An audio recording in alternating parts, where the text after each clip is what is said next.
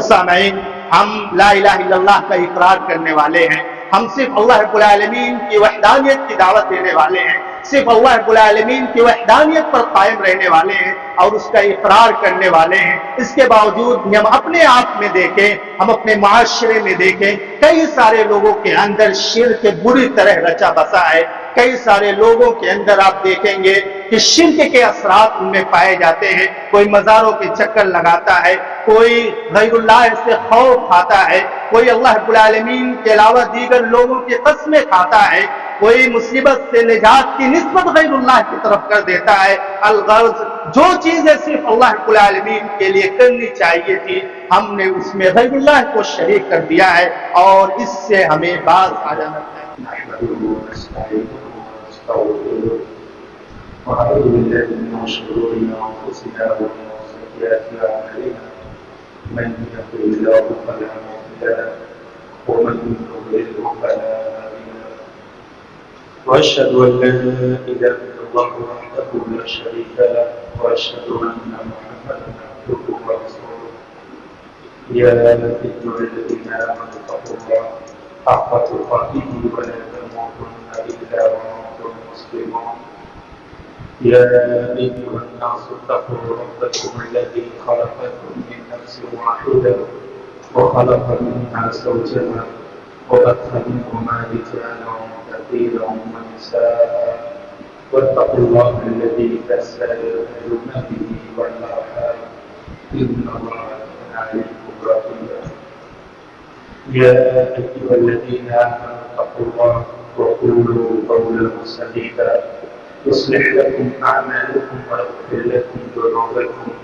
ومن يطع الله ورسوله فقد فاز فوزا عظيما أما بعد فإن خير الحديث كتاب الله وخير الهدي هدي محمد صلى الله عليه وسلم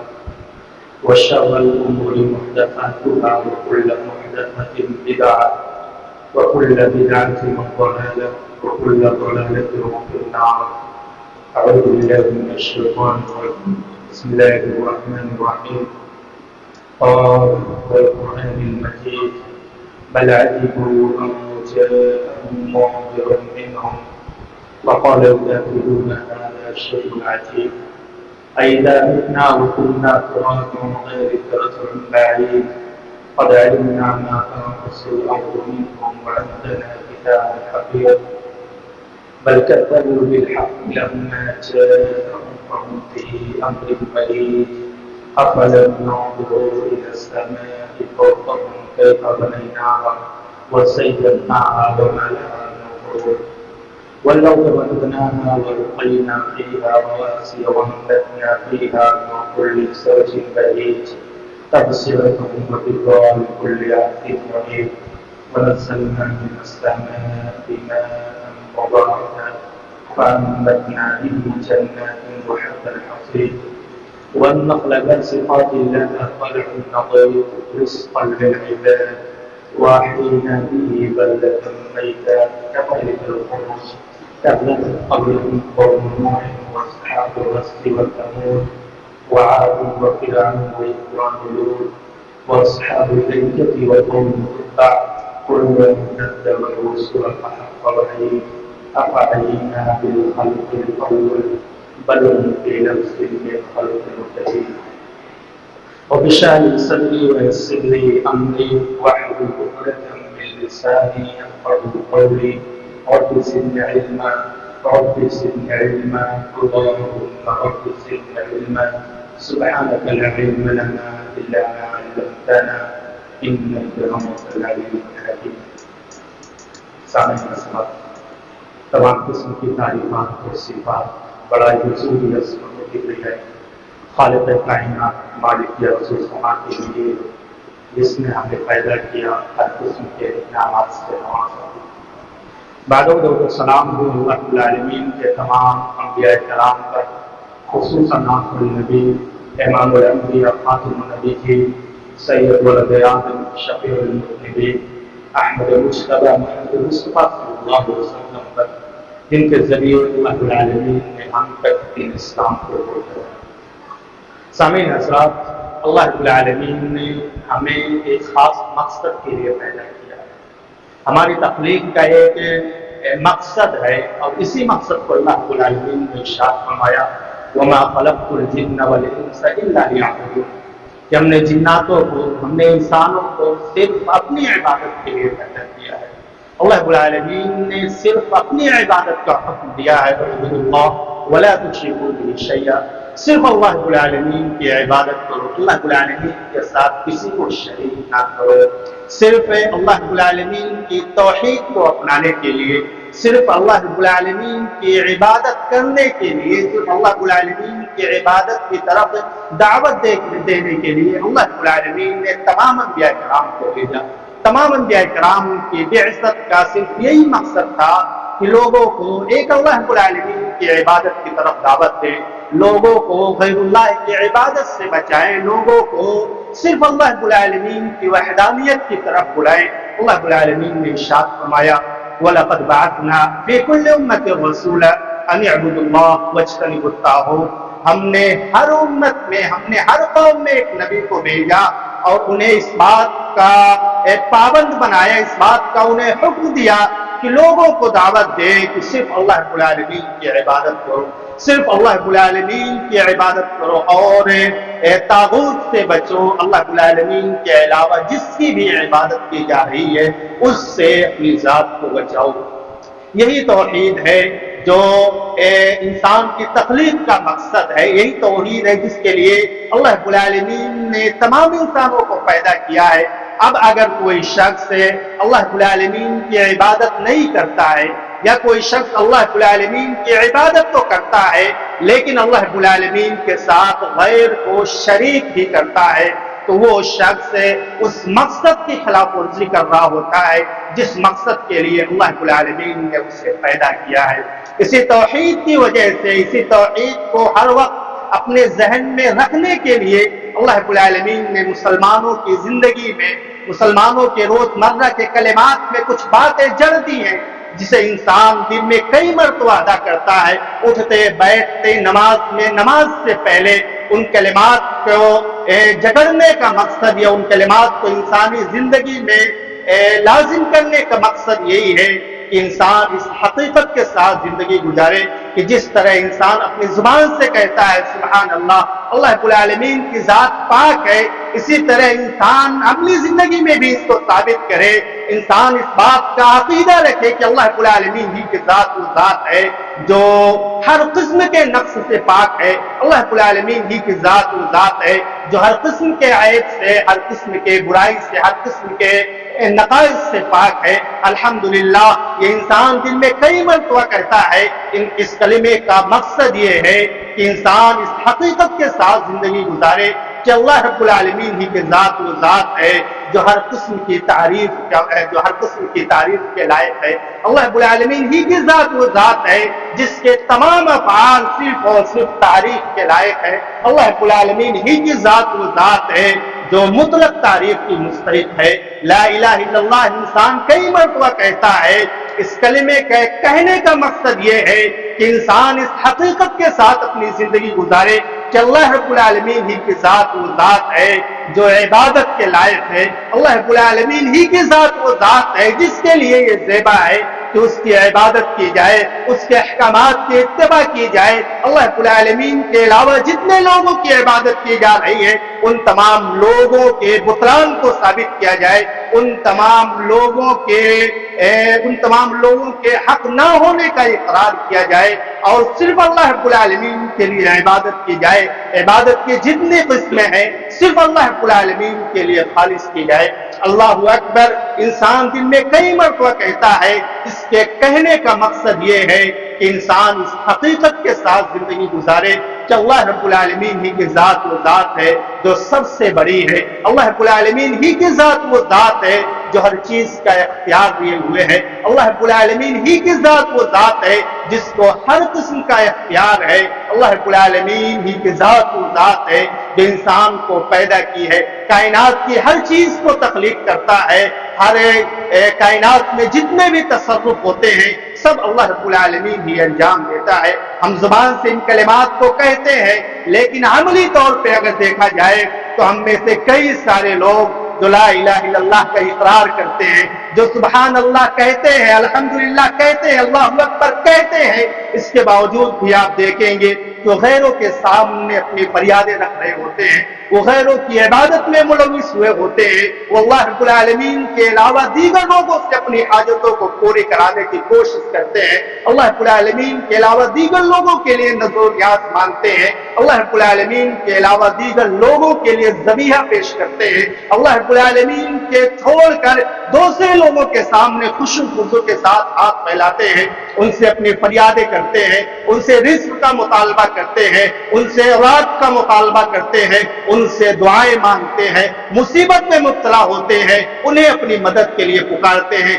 حالانکہ یہ سب کے سب شرکی اعمال ہے، اس لیے کہ ان کا تعلق عبادت سے ہے، اور جو بھی عبادت ہے اسے صرف اور صرف اللہ رب العالمین کے لیے انجام دیتا ہے۔ اگر کوئی شخص عبادت کی کسی بھی قسم کو غیر اللہ کے لیے انجام دے رہا ہے، عبادت کی کوئی بھی قسم غیر اللہ کے لیے کر رہا ہے، تو ایسا شخص شرک کرنے والا ہے، اور ایسے شخص کو اپنے عمل سے توبہ کر لینا چاہیے، ایسے شخص کو اپنے عمل سے باز آ جانا چاہیے۔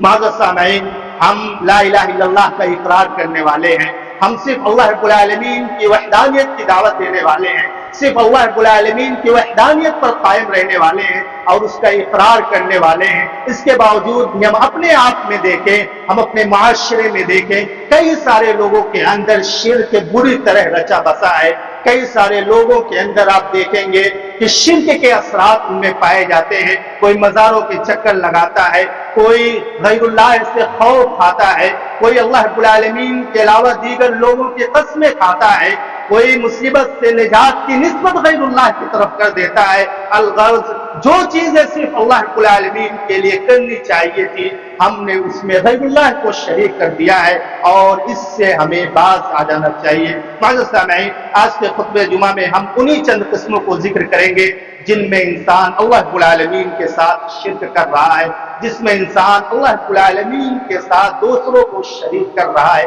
مثال کے طور پر ہم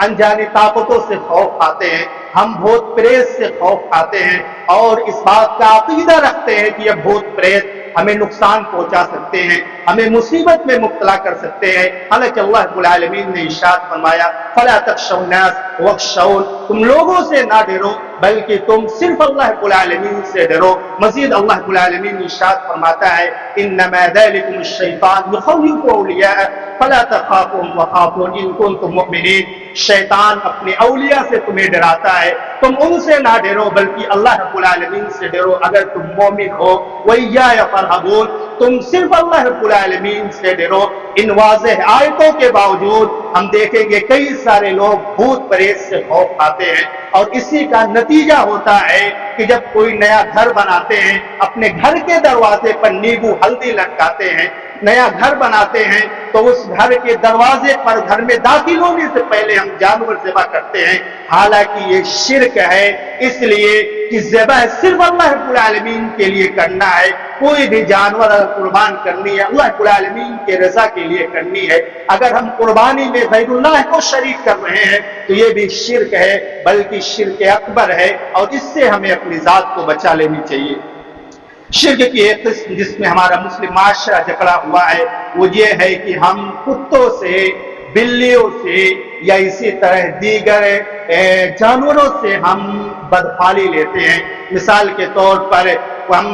راستہ گزر رہے ہوتے ہیں، راستے میں سے کوئی جانور چلا جاتا ہے، بلی ہمارا راستہ کاٹ دیتی ہے، ہم اسے اپنے لیے نحوست سمجھ لیتے ہیں، ہم اسے اپنے لیے منحوس سمجھ لیتے ہیں، ہم سمجھتے ہیں کہ یہ اس راستے پر سفر کرنا ہمارے لیے فائدے مند نہیں ہے، بلکہ اس راستے میں سفر کرنا، اب اس راستے سے گزرنا ہمارے لیے نقصان دہ ہے۔ اسی طرح ہم یہ عقیدہ رکھتے ہیں کہ اگر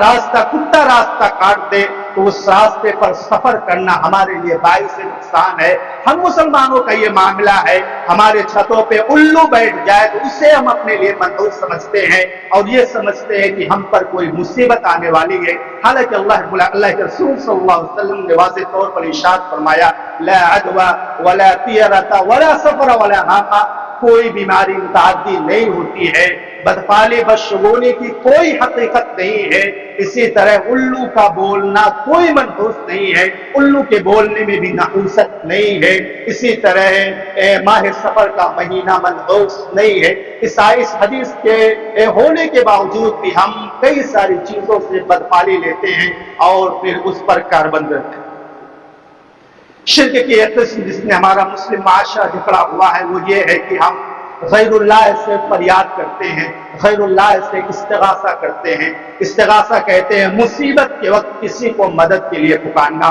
अगर कोई शख्स मुसीबत में अल्लाह रब्बुल आलमीन को मदद के लिए पुकारता है तो ये अजीम इबादत है। लेकिन अगर कोई शख्स मुसीबत में गैरुल्लाह को मदद के लिए पुकारता है तो ये शिर्क है। इसके शिर्क होने के बावजूद हम अपने मुसलमान भाइयों को देखते हैं कि वो जब किसी मुसीबत में होते हैं अल्लाह रब्बुल आलमीन के अलावा को पुकार रहे होते हैं, वो या रसूल अल्लाह मदद के नारे लगाते हैं, या अली मदद के नारे लगाते हैं, या गौस मदद के नारे लगाते हैं। हम कई सारे लोगों को देखते हैं कोई वजनी चीज कई सारे लोग मिलकर उठा रहे होते हैं तो या अली मदद की सदा लगाकर उस चीज को उठाते हैं। राह चलते हुए इंसान के पाँव में ठोकर लग जाता है, इंसान ला इलाहा इल्लल्लाह नहीं करता है बल्कि उई माँ की आवाज लगाता है। अगर वो उई माँ के जरिए अपनी माँ को पुकार रहा होता है तो ऐसा करना भी जायज नहीं है, इसलिए कि दूर से बगैर सबब के हमारी आवाज सिर्फ अल्लाह रब्बुल आलमीन ही सुन सकता है। अल्लाह रब्बुल आलमीन के अलावा किसी को भी इख्तियार नहीं कि दूर से हमारी आवाज को सुन सके, हमारी मदद को पहुंच सके या हमारी मदद कर सके। बल्कि हकीकत यह है कि जिस तरह गैर मुस्लिम है, जिस तरह हिंदू है, जब मुसीबत में गिरफ्तार होते हैं तो अपनी देवी को काली माँ को पुकार रहे होते हैं, वही माँ के जरिए अपनी काली माँ को पुकारते हैं। उसी के नक्काली करते हुए हम उन्हीं के कलेमात अदा कर रहे होते हैं और उन्हीं के नक्शे कदम पर चल रहे होते हैं, जिससे हमें बास आ जाना चाहिए। और मुसीबत के वक्त हमें सिर्फ अल्लाह रब्बुल आलमीन को पुकारना चाहिए और सिर्फ अल्लाह रब्बुल आलमीन से ही मदद का मुतालबा करना चाहिए। शिर्क की एक किस्म जिसमें मुस्लिम माशरा जकड़ा हुआ है वो ये है कि हम तावीज़ और डंडे लटकाते हैं, तावीज़ें पहनते हैं और ये समझते हैं कि तावीज़ें हमें नज़र बद से बचाती है, ये तावीज़ें हमें मुश्किलात से निजात दिलाती है, ये तावीज़ें हमारे लिए फ़ायदेमंद है। हालांकि अल्लाह के रसूल सल्लल्लाहु अलैहि वसल्लम ने इरशाद फरमाया इन्ना रुक़ा वत्तमाइम वत्तवला शिर्क कि झाड़ फूक कराना, तावीज़ें पहनना, इसी तरह टोटके कराना, ये सब के सब शिर्की अमाल है। इसके शिर्क होने के बावजूद भी हम कई सारे मुसलमानों को देखते हैं कि वो तावीज़ पहन रहे होते हैं। अगर उन तावीज़ों को आप खोल कर देखें तो उनमें सिर्फ गिनतियां लिखी हुई होती हैं, या इसी तरह रूसाए कुफ्र मिसाल के तौर पर फिरौन, हामान, शद्दाद वगैरह के नाम लिखे हुए होते हैं। कई सारी तावीज़ों में आप देखेंगे उसमें पुरानी आयात को मुहर्रफ करके लिखा हुआ होता है और उसे हम पहनते हैं और उससे हम ये उम्मीद रखते हैं कि ये हमारे लिए फायदेमंद है, ये हमें मुसीबत से निजात दिलाने वाली है, जबकि नबी करीम सल्लल्लाहु अलैहि वसल्लम ने इसे शिर्क करार दिया है। बहुत सारे लोगों को आप देखेंगे कि वो तावीज़ नहीं पहनते हैं लेकिन नजर बद से बचने के लिए वो काला धागा पहनते हैं, या इसी तरह वो काला टीका लगाते हैं, खुसूसन बच्चों के कमर पे या उनके माथे पे वो काला टीका लगाते हैं। बहुत सारे लोग नजर बद से बचने के लिए कोई अंगूठी पहनते हैं, इसी तरह बहुत सारे लोग एक कड़ा पहनते हैं और वो समझते हैं कि इससे नजर बद से बचा जा सकता है, इससे मुसीबत से बचा जा सकता है, इससे परेशानियों से निजात हासिल की जा सकती है। हालांकि ऐसा करना ये शिर्की अमल है। शिर्क की एक किस्म जिसमें हमारा मुस्लिम मुआशरा जकड़ा हुआ है वो ये है कि हम गैरुल्लाह की कसम खाते हैं। हम में से बहुत सारे लोगों को आप देखेंगे कि वो अल्लाह रब्बुल आलमीन के अलावा दीगर लोगों की कसम खाते हैं। बहुत सारे लोग अपनी जात की कसम खाते हैं, अपनी माँ की कसम खाते हैं, अपने बाप की कसम खाते हैं, बल्कि बहुत सारे लोग कान पकड़कर या गले पकड़कर कसम खा रहे होते हैं, सामने वाले के सर की कसम खा रहे होते हैं। हालांकि ऐसा करना भी शिर्क है। अल्लाह के रसूल सल्लल्लाहु अलैहि वसल्लम की वाज़ेह हदीस है मन हलफ बिगैरिल्लाह फक़द कफ़र औ अशरक, जिसने अल्लाह रब्बुल आलमीन के अलावा गैरुल्लाह की कसम खाई اس نے کفر کیا یا اس نے شرک کیا، لہذا ہمیں اس سے بھی اپنی ذات کو بچانا چاہیے اور اس عمل سے اپنے آپ کو باز رکھنا چاہیے۔ شرک کی ایک قسم جس میں ہمارا مسلم معاشرہ جکڑا ہوا ہے وہ یہ ہے کہ ہم شجر و حجر سے تبرک حاصل کرتے ہیں، بزرگوں سے تبرک حاصل کرتے ہیں، اسی طرح کئی سارے در و دیوار سے ہم تبرک حاصل کرتے ہیں، جبکہ ایک مسلمان کا یہ عقیدہ ہونا چاہیے برکت حاصل کرنے والی ذات، برکت نازل کرنے والی ذات صرف اللہ رب العالمین کی ذات ہے۔ اللہ رب العالمین ہی کو اختیار ہے کہ اللہ رب العالمین جس چیز کو چاہے مبارک بنا دے۔ اللہ رب العالمین نے ابراہیم اور اسحاق علیہ السلام کے متعلق ارشاد فرمایا وبارکنا علیہ وعلی اسحاق، ہم نے ابراہیم علیہ السلام پر برکت نازل کی، ہم نے اسحاق علیہ السلام کو مبارک بنایا۔ حضرت عیسیٰ علیہ السلام اپنے آپ کے متعلق ارشاد فرماتے ہیں وجعلنی مبارکا اینما کنت، اللہ رب العالمین نے مجھے مبارک بنایا ہے۔ گویا بابرکت وہی چیز ہو سکتی ہے جس کو اللہ رب العالمین نے مبارک بنایا ہے، جس کے مبارک ہونے پر قرآن اور حدیث سے دلیل موجود ہو۔ اور جب کوئی چیز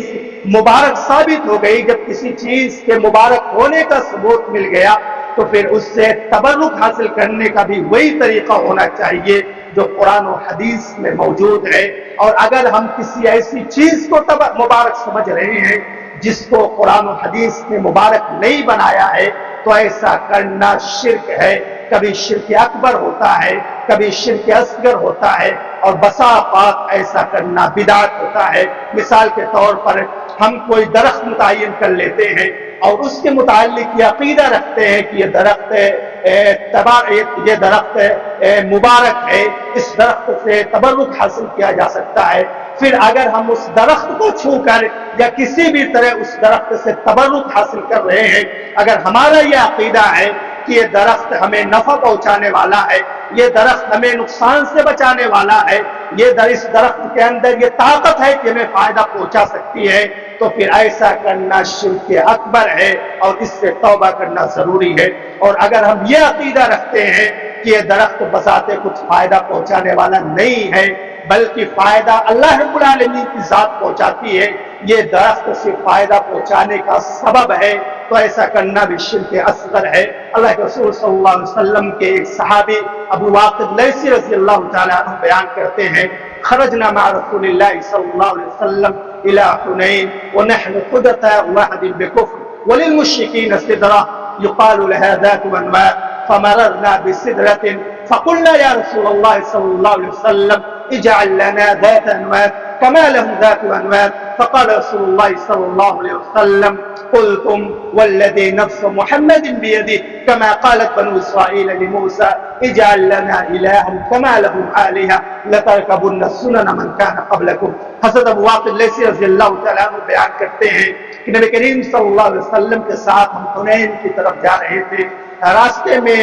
کفار کا ایک درخت تھا، ایک بیری کا درخت تھا جسے وہ لوگ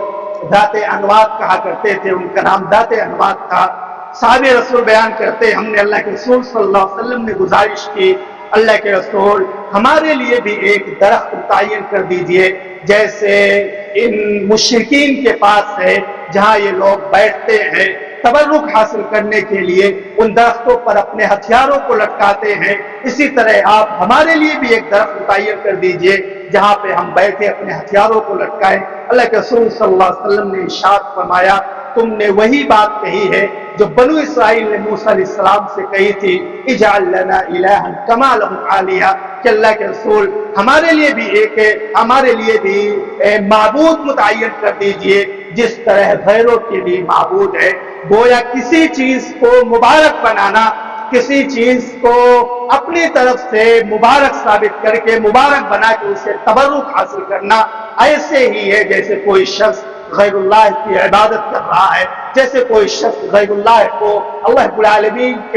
العالمین کو چھوڑ کر غیر اللہ کو اپنا معبود بنا لیا ہے۔ اسی طرح حجر اسود ایک پتھر ہے، حجر اسود کو چھو کر اللہ رب العالمین کی عبادت کی جاتی ہے، حجر اسود کو چھو کر یا اسے بوسہ دے کر تبرک نہیں حاصل کیا جاتا ہے۔ یہی وجہ ہے عمر ابن خطاب رضی اللہ تعالی عنہ نے حجر اسود کو چھو کر فرمایا تھا انی لأعلم انک حجر لا تضر ولا تنفع ولولا انی رأیت النبی صلی اللہ علیہ وسلم قبلک ولولا انی رأیت النبی صلی اللہ علیہ وسلم یقبلک ما قبلتک، کہ میں جانتا ہوں تم صرف ایک پتھر ہو، نہ فائدہ پہنچا سکتے ہو نہ نقصان پہنچا سکتے ہو، اگر میں نے نبی کریم صلی اللہ علیہ وسلم کو تمہیں بوسہ دیتے ہوئے نہ دیکھا ہوتا تو میں تمہیں کبھی بوسہ نہ دیتا۔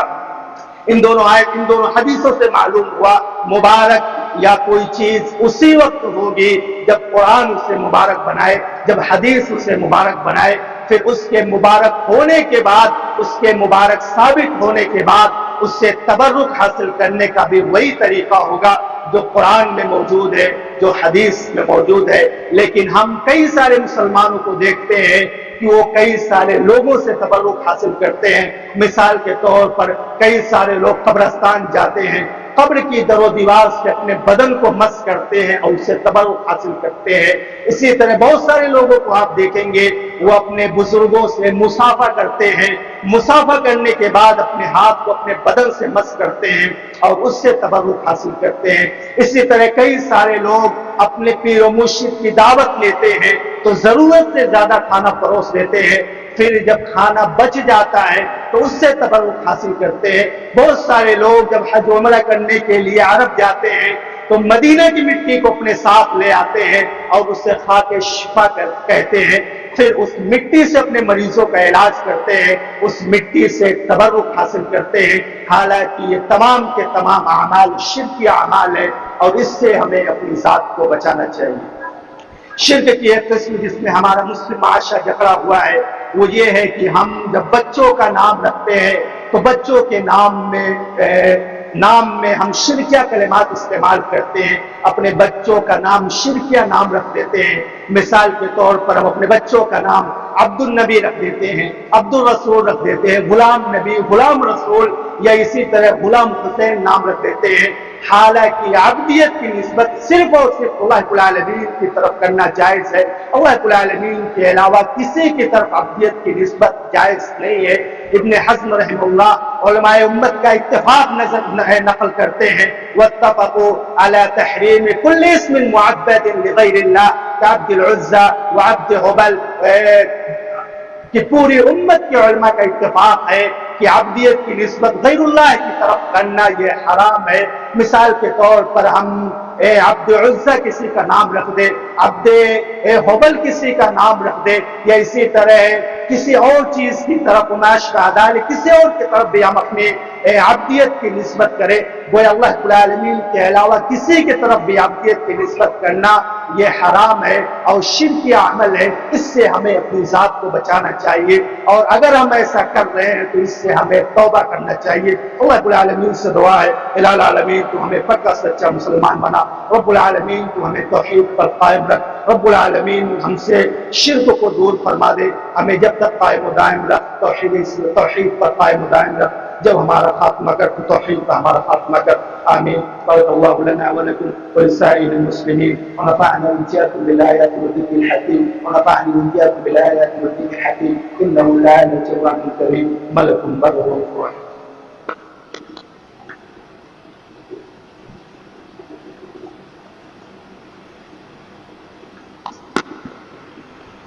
الحمد لله الذي خلق الإنسان وعلمه البيان، والصلاة والسلام على نبي آخر الزمان وعلى آله وأصحابه الكرام، أما بعد، إن الله وملائكته يصلون على النبي يا أيها الذين آمنوا صلوا عليه وسلموا تسليما، اللهم صل على محمد وعلى آل محمد كما صليت على إبراهيم وعلى آل إبراهيم، اللهم صل على محمد وعلى آل محمد كما صليت على إبراهيم وعلى آل إبراهيم إنك حميد مجيد، اللهم بارك على محمد وعلى آل محمد كما باركت على إبراهيم وعلى آل إبراهيم إنك حميد مجيد۔ عباد الله رحمكم الله، إن الله يأمر بالعدل والإحسان وإيتاء ذي القربى وينهى عن الفحشاء والمنكر والبغي يعظكم لعلكم تذكرون، سبحان ربك رب العزة عما يصفون وسلام على المرسلين والحمد لله